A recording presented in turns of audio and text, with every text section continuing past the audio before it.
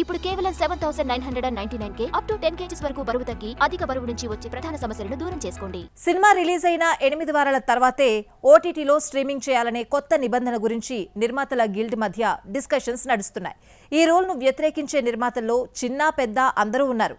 8 వారాల తర్వాతే స్ట్రీమింగ్ అంటే నష్టపోతామంటూ వాపోతున్నారు.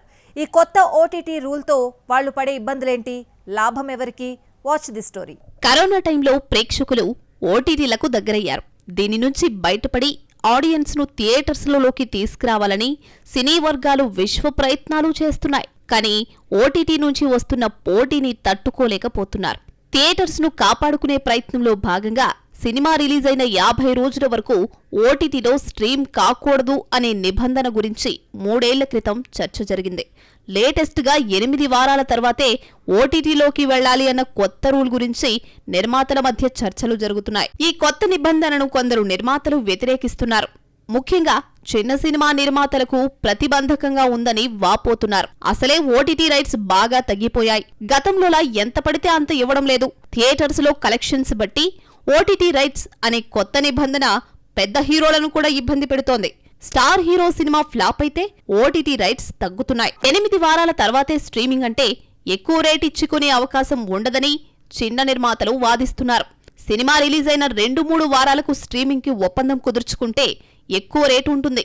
8 వారాల తర్వాత వచ్చే ఫ్లాప్ సినిమాపై ప్రేక్షకులు అంత ఆసక్తి చూపించరు. ఓటీటీలు పట్టించుకో. రిలీజ్ అయిన 8 వారాల తర్వాతే ఓటీటీలో స్ట్రీమింగ్ అంటే చిన్న సినిమాలను కొనేవాళ్లే ఉండరు అంటున్నారు నిర్మాతలు. కొన్నేళ్ల క్రితం సినిమా ఒక్కటే ఎంటర్టైన్మెంట్. ప్రస్తుతం రీల్స్, యూట్యూబ్ నిండా కావాల్సినన్ని వీడియోలు, చూడడానికే టైం ఉండడం లేదు.